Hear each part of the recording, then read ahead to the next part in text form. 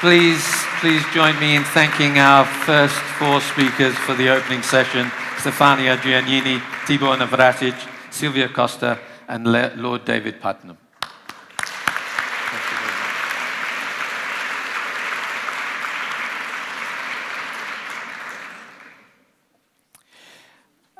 While they're leaving the stage, I'd like to invite my first panelists to join me up here, please.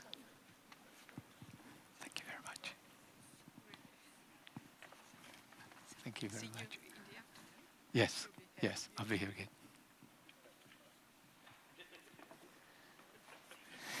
Just while they're taking their places, to explain briefly to you.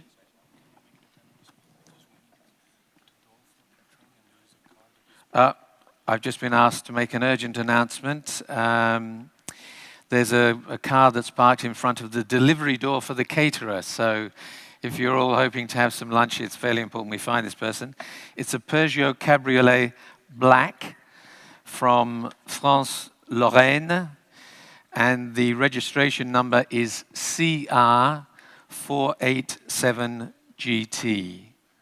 So if the person who owns that car and drives it, if they're present, if they could move that as quickly as possible, please.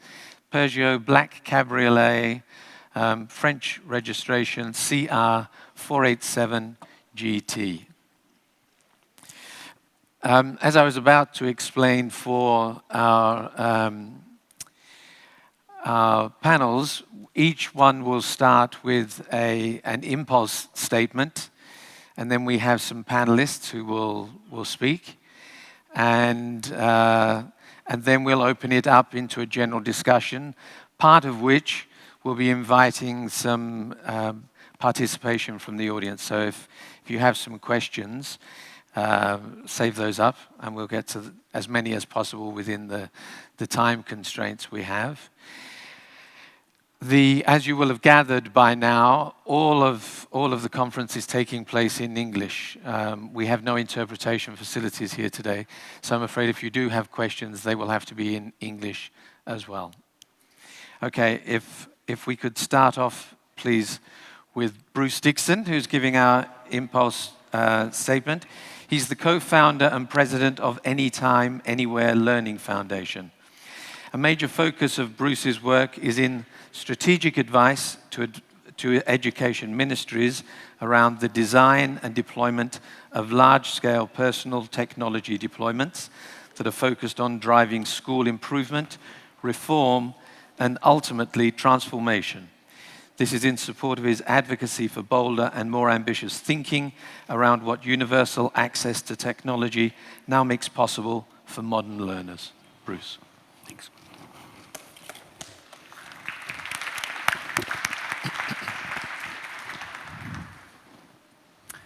Thank you very much, John, and it's a privilege to be here. I appreciate the invitation from the EU. Thank you very much.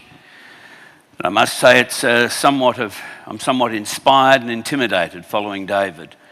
What an extraordinary presentation. When I was invited to speak, I made the decision that being someone who spends too much of his time on planes speaking to workshops and presentations around the world in front of thousands of PowerPoints, I myself wouldn't have one, but I think after that presentation from David, I found it very inspiring. I wanted to talk briefly, if I could, about a topic that I've called digital gridlock and pedagogical inertia. I want to ask, as you finish the 15th year of our 21st century, who would have thought 15 years ago that so little had changed in schools by this time? Now, I make this comment in the context of 20-odd years of working with the foundation, as you heard.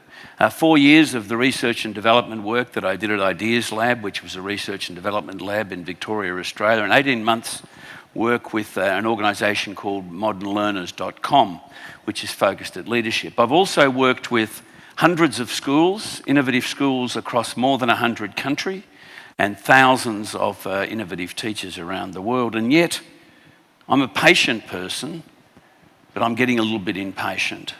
This is not business as usual. In case we haven't realised that the rate of change is increasing. And so many of us, I think, are still left in the malaise of the 90s and even the 80s, believing that if we keep working hard, we'll catch up. Well, we better start working pretty soon. Because as the world around us changes almost before our eyes, we seem to be in this digital gridlock. I think we're overwhelmed by the opportunity. I think we're confronted by the possibility. But I frankly think we're feeble-minded in our commitment to do better. Our use of technology in schools to date, I would suggest, has largely been incremental at best. It's been focused on practices that have, knowingly or otherwise, sought to endorse the existing paradigm of schooling. And if we keep going like this, we're going to see even more young people seek alternative places of learning. We need to stay relevant. And there's an urgency for us now to be much more honest in our assessment of where we are, where we need to be, and what we need to do to get there. So I set this presentation, this impact statement up with 3 simple questions to understand the challenges and opportunities I think we face in providing a high quality schooling that is both relevant and worthwhile.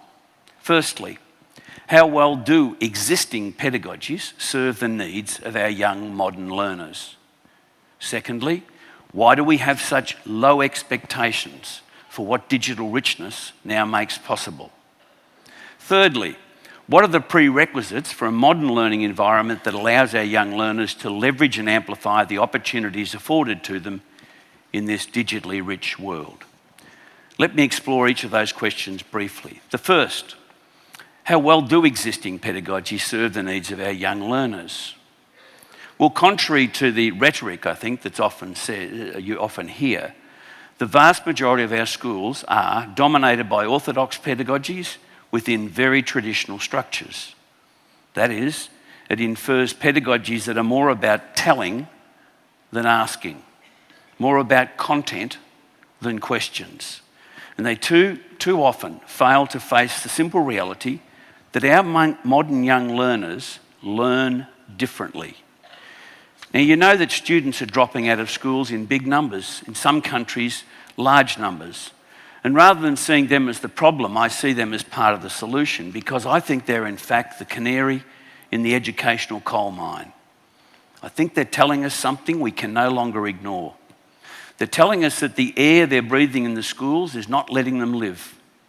It's simply not providing them with the essentials for their livelihood. And along with them, what we don't hear are the voices of those other students who are simply compliant. Then there are those who've gone on to success, not because of their schooling, but in spite of it. Perhaps David and myself might put ourselves in that bucket. And of course, then there are those who've carried on in good faith within the traditional education system, only to find that at the end of 15 plus years, they can't get themselves a job. And certainly in Europe, we know that's such a significant problem. Now, we know this has been an emerging phenomenon over the years, but I think it's now absolutely urgent that we rethink our policies and priorities around the structure of schooling for our modern learners, so that it's both relevant, challenging, and of high quality. Our digitally connected learners of today are no longer learning in the traditional ways that we are most familiar with. They are learning differently. They're simply not satisfied with the orthodox structures of formal schooling, the analogue world of certainty and predictability. Their world is one of ambiguity, agility, and abundance. And they're yearning for new ideas about when, where, and how learning takes place. Our modern learners could be described as being connected and social, because they do believe very strongly in relationships, self-directed, because they seek autonomy rather than dependency, and curious. And despite our best efforts to ignore these realities, and in some cases, can I say, antagonise them, the digitally rich world outside of school often throws them a lifeboat. These new technologies that are now available to our young people provide affordances that demand we must rethink much of our classroom practice to better leverage these unprecedented opportunities that are offered for our new modern learners. And the reality of what we have before us is, I believe, a pedagogical inertia. Because what we've been doing is looking backwards. We're looking at existing practice and we layer technology over the top. And if we're really lucky, we use the I word, we integrate it. It's about time we looked forward. It's about time we looked at our young learners and started to better understand the way they are learning. So what do we know about the ways that they are learning to date? The 4 years that I worked with Ideas Lab as the director there and worked with schools, we learned a few things which started us understanding this. In no way did we say we worked it all out, but what we found was rather interesting. That when we look through the lens of our connected social learners, we found that, yes, they have the ability to access high quality, diverse content whenever and in whatever format they want it, which enables them to draw on a diverse range of external resources. And we found that they know the world is their sounding board, as they have the ability to publish using a variety of media for no or low cost, which enables them to share their ideas and get feedback from others. And they have the ability to form networks, personal learning networks, which enables them to contrast ideas and experiences with other learners, not just with their teachers, not just with their classmates, not just with their schoolmates, but with people in other places and other countries. And when we looked at the lens of the curious inquiry-based learners, we saw that they had the ability to work in teams, to participate in open and distributed projects, which enabled learning teams to manage more complex projects. Their capacity is limitless. Modern learners have the ability to save and retrieve information in a variety of formats, which enables them to extend their capacity to manipulate information. Simplest example, of course, is the way that we all use, including our students, our smartphones to keep information. It frees us up. But in so many of our schools, the first thing we've done is sought to limit their access to those sorts of things. And when we look at the lens of our young self-directed learners, we see that they have the ability to work in the same places as experts and professionals. Yes, strangers. Yes, and they learn from them. It enables them to make better decisions about their own learning because they reach unlimited sources which allow them to scaffold their learning. These principles of contemporary learning offer us insights and almost unlimited opportunities for our teachers to better engage our modern learners. So we have to ask ourselves, what are the implications of this for teaching? What we must focus on now are pedagogies that are iterative, agile, pedagogies of discovery, built around powerful questions and big ideas. Pedagogies that, in the word of my colleague Gary Stager, says, allows them to construct modern knowledge. Pedagogies that deepen our young people's understanding of ideas and concepts that are truly relevant and impactful on their lives and their future. Looking at the second question, when I asked about why we had such low expectations for what digital richness makes possible, there are two possible explanations.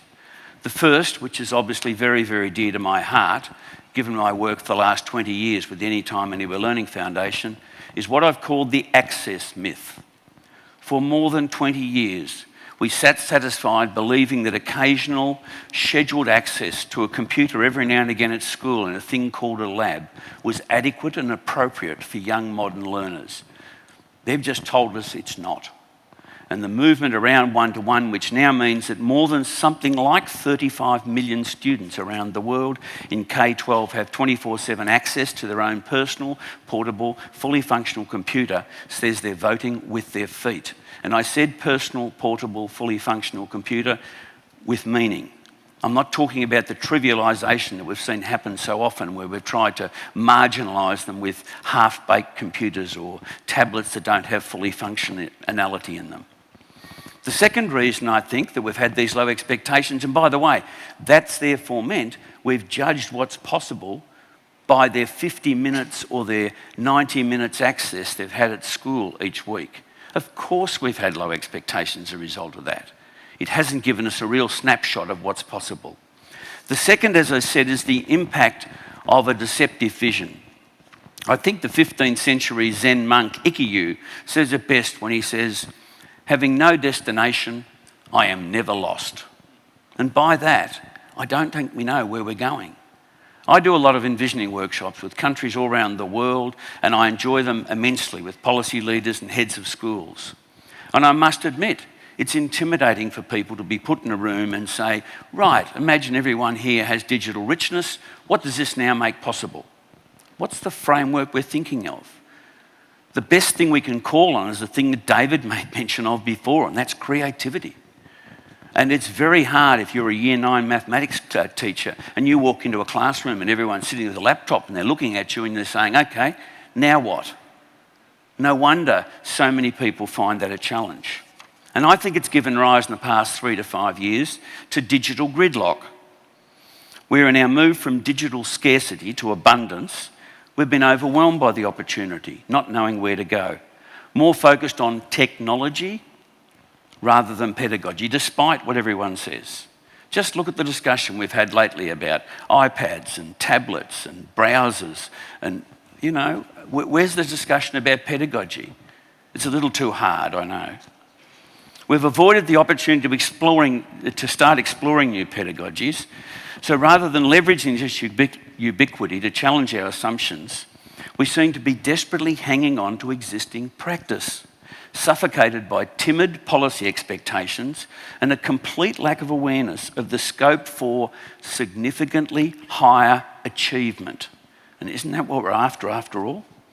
So how is it that the emergence of a digital-rich learning environments continues to endorse the existing school paradigm rather than subverting it, or at least provoking discovery of new pedagogies? Now, as I said before, I've worked with over 100 schools across the world, innovative schools and thousands of innovative teachers. And we know that's happening, and they are the champions and they're doing a spectacular job. It's not enough. We aren't dealing with the issues. And the answer comes out of exploring the third and final question. What are the prerequisites of a modern learning environment that allows our young learners to leverage and amplify the opportunities afforded to them in this digitally rich world? First, we need to accept that change isn't about system, it's about behaviour, it's about people. We play around at the edges rather than at the core, and we add technology into the mix, and playing becomes even more distracting than ever. Too often, it even becomes the focus. Incrementalism and the associated distractions lead us to change fatigue. And then all of a sudden, we have an indictment on the futility of the process, and it distracts us from any genuine transformation of the learning experience for young people. So can I bring us to closer to the conclusion by making this statement? It is time to stop making the teaching profession carry the responsibility for transformation by simply changing practice. Life isn't like that. That's just changing practice. That's not transformation. When the environment they're working in continues to be built on traditional hierarchical structures and compliance. As Gary Hamel, one of the world's leading change consultants, writes, the reality is that today's schools were simply never designed to change proactively and deeply. They were built for discipline and efficiency, enforced through hierarchy and routinisation. The call for transformative praxis falls on deaf ears when teachers and their learners are locked away inside policy frameworks that have for decades themselves defied transformation. Other sectors of our lives started by fundamentally rethinking the components of the sector they're in. And for schools, as I bring this to a close, I would suggest we have to look at three things: the limits of the ways our schools are organised, reflecting on the role of curriculum, and the evaluation of the impact of assessment. As I said, this is not business as usual. We take the way our schools are organised for granted, but a closer look shows there's much more scope for change. Our current patterns of engagement between our teachers to each other, our students to each other, our students to teachers, do they reflect the best options? Yes, I'm flagging, I know, many probably in this room, and you'll know of a number of schools that are exploring these areas. But how well are we doing it systemically? How well are we doing it at the policy level? How can we have deeper learning if the bell still goes after 50 minutes and students move on to the next class? Which age groups do we believe are currently well served by existing pedagogies, and why? Why do we have so little flexibility in the structures for students of different ages? Imagine we assume that the first 3 years of schooling are impeccable. We've got play-based learning, we've got Reggio Emilio, we are flying. And let's assume for the exercise that the last 3 years are hello, we can't touch them. What are the possibilities for the middle years, the 6 and 7 years, when we can create quite extraordinary experiences for deeper, more relevant, high-quality learning? Isn't it about time we rethought the basis on which we grouped our teachers and students? Do we really believe that the legacy structures of our schools, which started with the lonely artisan teacher and 20 or 30 students associated by birth date, is still the most appropriate way to educate our modern learners of all ages? How about we start prioritising pedagogy, new pedagogies? How about we use technology to unburden teachers of so much of the administrivia that they're struck with? Give them the professional freedom to share, observe, collaborate and develop the new pedagogies that truly leverage digital richness and promote deeper learning. Second, I'd like to briefly explore the role of curriculum and the incomprehensibly narrow view of what we expect our students to learn while at school. What will it take before we let go of the security blanket of traditional curriculum and all the associated content baggage? In this model, what I see is content becomes a strategy. It provides a means to many ends. It provides a professional freedom the teaching profession desires, but demands also an associated rigour and accountability. Are we really locking our young people's potential up inside our 20th century notions of what we fondly call curriculum? It is a compromise. As my colleague Gary Stager says, the notion that some anonymous committee of grown-ups has made a list of all the stuff that all kids need to know because that's what jobs are going to do in the future is simply preposterous. Or as Larry Rosenstock, principal of High Tech High in San Diego, says, it's not about delivering curriculum to kids, but rather discovering with them. And should we continue to teach subjects like mathematics in the same way? Is it only our colleagues in Estonian Ministry of Education and Konrad Wolfram who believe that computer-based mathematics belongs to our young people today, that the notion of hand-calculated mathematics is archaic and we should be looking at replacing it? Don't we really believe that we want young people to learn to be historians, not learn about history, to discover the excitement and the inspiration of science and what it can be when you're in this digital world? As my colleague Will Richardson, who shares with me the publication Education Modern Learners on modernlearners.com says, learners who have access to the web and to other technologies have more opportunity and agency than ever before in history. But that learning isn't segregated into subjects or age groups. It's not a linear path through sets courses.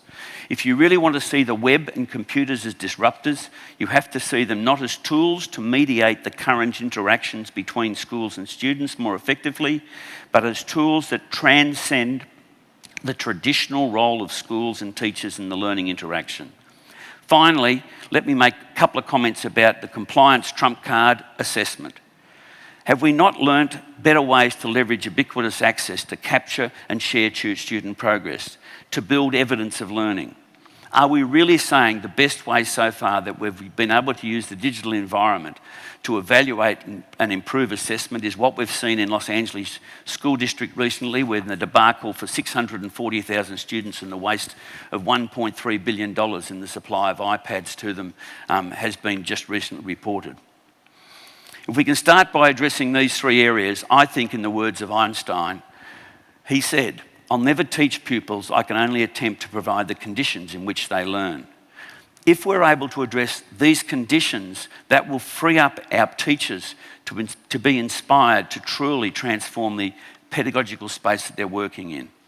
We've been guided too long by poorly informed assumptions, frozen by a paradox of evidence, and above all, we've been blinded by orthodoxy. We seem to want permission to change, permission to do better, permission to explore new ways of engaging students, new ways of measuring their expectations, and new ways of building evidence. Permission is not what is required. Bold, ambitious, creative thinking is. Let's explore some of the possibilities before us today, and together we'll see what it takes to provide all these high-quality opportunities for all our students. As Papert says, we surely want to find ways in which young people can do things they could not do before, to do things at a level of complexity that was not previously available to them. As I said, this is not business as usual. We have to break the digital gridlock and the pedagogical inertia. Our students deserve better. Thank you.